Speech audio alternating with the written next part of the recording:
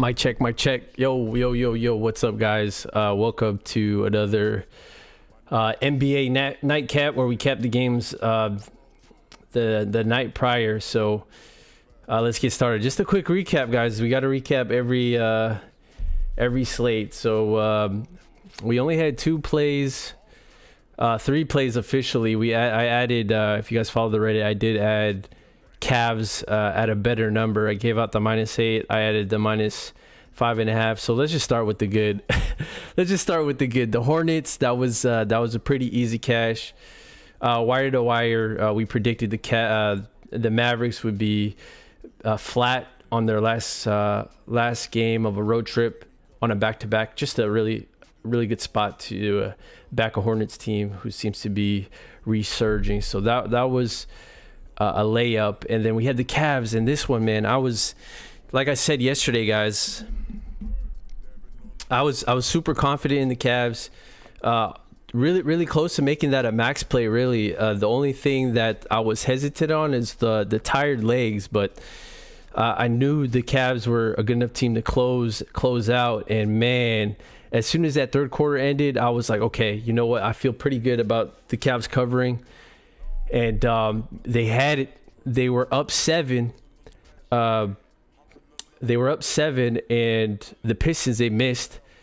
24 seconds left on the clock. I was like, okay, how does Detroit not foul here? The only way I was thinking is maybe they turn the ball over. They let the clock run. Pistons don't foul, which was bizarre. And then 2 seconds left on the clock. Cade shoots a 3, swish. There goes our -5 and -8. It's a pretty insane swing, but guys, this is the NBA. If you've done this long enough, that shit does happen. And I said yesterday, funky stuff happens on the weekends. Just a lot of fuckery going on. So I try not to go heavy on the weekends, but hey, I believe the Cavs were still the right side there. Believe it or not, I was pretty confident in that one. Sometimes we get the bad bounces, doesn't go our way, and sometimes it does. We tend to only remember the bad when we get the bad beats, right? But we always forget that sometimes we're on the good side of it. So moving on, guys, we got a pretty big slate. I was looking at this slate at first. I was like, oh man, I'm probably gonna have a lot of good looks here. But man, running through the first like 4 or 5 games, oh man, it's not pretty. So I managed to only come up with 3 officials. So let's get started, guys. We got Portland going into Indiana. I'll tell you guys straight up, this is a pass for me. I lean Portland. They've covered 4 of their last 5 games. They seem to be playing better, but man, there's no way I would ever bet Portland here. Indiana, I'm going to tell you the truth. Indiana's coming into this game laying -7.5 at home. They should not be laying points, guys. And to be honest, when I backed them against Houston, after the game, I felt like maybe I don't think there was a right or wrong side. I felt like that game we should have just not bet it, and I kind of feel the same way about this one. So let's move on. Big shout out to the people in chat, guys. Appreciate it. Some of you guys came in, before we started. I was running a little late. We got VL, Pate, HT, James Pond. So I'll go through the chat after I cap all the games, guys, but feel free to add, your suggestions, what you guys are looking at tomorrow, whether you agree or disagree with some of my looks. But moving on, we got Memphis going into Houston. Memphis is laying 10.5 as a road favorite, guys. I don't know how I feel about that. I don't know how I feel about Memphis laying that many points on the road. Is Ja Morant playing? I'm not sure. He did sit out last game, and I really don't know specifically what his injury is or if he was just resting. But I actually was looking to back the Grizzlies here off a loss, but I rather have Morant out, so we get a better line. But because I'm on a mission to fade Houston when I can. This might be a good spot, but dude, it's too many points. Too many points. Houston's covered 2-3 the last 5, 4 and 6 the last 10. Not a team I want to put my money on. So let's move on, guys. We got Oklahoma City getting 4.5 points. Orlando's laying 4.5 at home. Orlando's 33-38 ATS, 3-2 their last 5, 64 last 10. The Thunder, man, just ATS machines. Tried to fade them last game against the Heat. What a sick backdoor cover. 41-25 going to the season, 3-2 their last 5 ATS, 5-5 ATS the last 10. Man, I want no business. I want no business with the Thunder or Magic. I did back to Magic against the Pistons a couple games ago when Sadiq Bey dropped to 51. Orlando, not a very good team. Oklahoma's not a very good team. One is crushing it ATS because I feel like the books just have been completely disrespecting them, and there's no names on their team, so the public is not very fond of them. So therefore, they've been undervalued all season. But I'm not going to take. I can't take any. I can't take any of these. I don't even lean. I don't have a lean on this game either. It's just a pass for me. So let's move on. All right, we got the Suns. We got Phoenix going into Sacramento. Phoenix is laying double digits, laying 10 on the road with CP3 still out. Oh, man. Sacramento's coming into this game 33-38 ATS for the season, 2-2-1 last 4, 5-4-1 their last 10. Phoenix has been crushing it lately. ATS 39-32, 4-1 their last 5, 64 the last 10. So, man, I've been losing a couple units fading the Phoenix team, trying to fade them off these big wins, but looks like they covered 4 their last 5 and covered by margin, double-digit victories. Initially, man, I want to take the Kings here. A strong lean to the Kings, and I actually might make this official for 1 unit if Fox is in. I don't know if Fox is in. The last game of a 4-game homestand off a loss is a bet on spot for me. And if you look at Phoenix, they've beaten Chicago, Houston, New Orleans, and Lakers the last 4 games. And Chicago's terrible on the road. We had them there. That was definitely the wrong side. Houston's bad. New Orleans playing a little bit better. So, and the Lakers are bad. Sacramento, honestly, I've been watching a lot of the Kings games, and man, these guys play hard. No Fox last game. They got blown out by Boston. Man, I'm really tempted to take the Kings here. Last game of the homestand off a blowout loss. It's just a spot play for me, but I gotta have Fox in. Make sure to turn the bell on Twitter and check my Reddit because I may make this official if Fox is in. All right, next. Hawks. Okay, guys, this is gonna be my first official. I got the Hawks -3 at home. New Orleans comes in to Atlanta. Hawks are laying the 3.5 at home. They come into the season 29-41 ATS, 1-4 the last 5, 2-8 the last 10. New Orleans comes in 34-35 ATS, 2-3 the last 5, 5-5 the last 10. So the Hawks have been pretty bad ATS wise. There were a couple spots we faded them, but I like this spot here with Atlanta at home. And I drop a couple key points here. Pels are 7-11 ATS following a double-digit victory. Hawks need this win before going on the road for 2 games. If you guys check out the standings, they're about 1.5 games behind the Nets, who are in 8th. They're tied with Hornets in 9th, especially after Hornets won the game tonight. And Hawks are on a 9-home game winning streak. So the Hawks are bet on at home, and they're a fade on the road. It's pretty. Their home and road splits are one of the craziest in the NBA. They do well at home, although they haven't covered the last couple home games. But all we're asking them to do is cover the 3.5. I like the value here. I have Hawks 1.5. I got the Hawks for 1.5 units.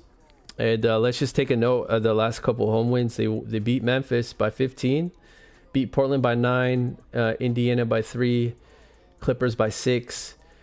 Washington by 3. So they're winning by like one possession, two possessions, a couple games, and they, as a result, they didn't cover. But right here, I think we get value. We're asking them to cover -3.5. Is also a fade on the Pels after a big win, 33 against the Spurs. So I like the Hawks in this spot, guys. 1.5 units. This is I don't like using the must-win game theory, but this is a very important game. They got to win this one before they go on the road. They got 2 games on the road after this, so they got an edge playing at home, and they need this one. I see the motivation there, so we'll make the Hawks official. All right, on to the next. We have another official play. We have New York Knicks taking 5 points at home. Utah Jazz coming in here. First game on the road after a big blowout win against the Clippers. They come into this game 30-38. ATS 2-2-1 the last 5, 3-6-1 the last 10. New York's 33-37. ATS 4-1 the last 5, 7-3 the last 10. New York has been playing better, guys, and I got a bet on sign on New York Knicks. This is a max play for me. I got 2 units on the Knicks. It might sound crazy. We did lose the last game. We backed them against the Wizards, but that was a nasty backdoor. With Kuzma hitting like 3 threes in the last like 2-3 minutes. I don't know, man. But I'm on a mission to fade the Jazz any chance I could get, man. I don't think this team. I think this team's overvalued by the market. A couple key trends here, key facts. First game on the road following a 4-game homestand is coming off a win is a strong fade spot for me. And we're talking the reason being environmental change. It's kind of the same when a team's been on the road for so long in the first game back home. You usually want to fade them. So we got a 4-game homestand from the Jazz, first game on the road, especially off the big blowout win. Very strong fade spot for me. The Jazz are 1-3 ATS in this specific situation. One reason to back the Knicks here, they are 5-0 ATS against the West in their last 5, 4-1 straight up. And these are teams that include the Mavericks, Kings, Clippers, and the Suns, guys. So the Knicks play better against the West. I don't know why. But they've been on a roll, and if you're gonna give me points with them at home, give me the Knicks, guys. Two units. This is a max play. There are a couple injuries, Mitchell and Whiteside. I don't know the status of that, but they did sit out last game, so keep that in mind. I don't know the status of Mitchell and Whiteside, but if they're in, I still like the Knicks no matter what, guys. Maybe wait. This you might get a better line. So I don't. If you like the Knicks, you're gonna ride with the Knicks with me. I would probably suggest maybe waiting. So that's two official plays for me so far. Moving on, we got Boston going into Denver. Boston's laying 3 on the road, which is interesting because this Nuggets team is good, and they're taking points at home at elevation, which is, I don't know, man. That's kind of. Initially, I wanted to go Boston, but then I saw the line and I was like, man, Boston's getting a lot of respect here. I still lean the Celtics here. Celtics are 4-1 ATS straight up in their last 5 meetings against the Nuggets. Celtics are 4-1 ATS and straight up against the West in their last 5. They've been playing out of their mind, and I'm not going to get in front of the Celtics here. So it's Celtics or pass. But it's going to be pass for me because I think Denver off a loss back at home, getting points is pretty disrespectful, especially when we got the MVP caliber in Jokic. He's gonna be motivated to beat this team. So I lean Boston still, though. Let's go. All right. We're getting close to the last couple games here. We got Toronto going into Philly. Straight up, this is going to be a pass for me, but let's break it down. Philly's laying 6 at home. They come into this game 34-34. ATS 1-3-1. Last 5, 4-5, the last 10. Toronto's coming in here 4-1 the last 5-5 the last 10, 39-30 overall ATS. They're doing pretty well as an ATS team. Couple of key points here. Raps are 5-7 ATS as going from home to road. Raps are 1-4 ATS their last 5 against the East. Raptors are 4-1 ATS at this number. We're talking about +5 through +7, so they do well in this role. But I still lean the Sixers here. That was a big win at Dallas. I think they could take care of Toronto here. But it's just a lean for me. All right, guys, on to the final game and my last play. We got San Antonio goaded to Golden State. Golden State's laying 6.5 at home. Golden State 35-31 ATS for the season. 4-1 their last 5-5 the last 10. Spurs 34-36, 1-4 the last 5, 2-8 the last 10 ATS. And guys, I'm still on mission fade the Spurs, man. I'm just gonna find spots, and I love this spot here. Taking the Warriors. We know as far as injuries goes, Curry is out, and I believe Wiggins is still out. Richardson, I have a question mark for the Spurs. I don't know if he's going to be out. But I got Warriors -6.5, 1 unit. A couple key points here. This is the 4th game of a homestand following a loss for the Warriors, which is a bet on spot for me. And there's one thing, guys. When the star player is out, gets injured or something, the first game, you usually want to back the team on the first game once their star player is out, because the motivation is there. The role players all get motivated. People, players step up. It's usually a bet on spot for me. This is going to be another environmental change for the Spurs. This is going to be their first game on the road after a really, really long homestand. It's 1, 2, 3, 4, 5, 6, 7, 8 game homestand. And then they're going on the road. They did lose to New Orleans in a blowout loss. So that's why I'm hesitant to put more than 1 unit on here, because when the team loses by 33, the following game they're gonna be playing hard. But I think Golden State is just classes better than the Spurs, especially because the Spurs don't play defense. And Draymond Green's back. I think he's getting adjusted, and I like it. I think Klay Thompson's going to go off. I'm probably going to look into his point prop or possibly Jordan Poole. But it's official, guys. I got the Warriors laying 6.5 at home for 1 unit. So in total, guys, we had a lot of games. We have a lot of games on the slate, but I only could find 3 plays. It's the Hawks -3.5 for 1.5 units. I got a max play on deck with the Knicks +5 at home for 2 units, and we have the Warriors laying the 6.5 at home. I got 1 unit on that. I might possibly add the Kings. It just depends if Fox is in. So let's take a look at the chat and see what you guys think about the picks. Dude, that Cleveland last minute was nuts. Yeah, dude, tell me about it. Yeah, Detroit. I'm not. I mean, Detroit's been playing well ATS, but it is a cap spot for sure. Let's see. Still talking about the Cavs game. Ja is out. James Pond says Ja's out. Well, appreciate the news. That's good to know. That's crazy that Memphis is still laying 10.5 with Ja out on the road. Live betting, yeah, definitely. Mitchell would be in for this. Yeah, I think Mitchell will probably be in. I think maybe he sat out due to rest. But I like the Knicks here. I like the Knicks here a lot. Okay, guys. I'm gonna log off now. So I appreciate y'all tuning in. Really appreciate that. A losing day. I didn't really have time to put the record from yesterday, but we went 1-2. -1.5.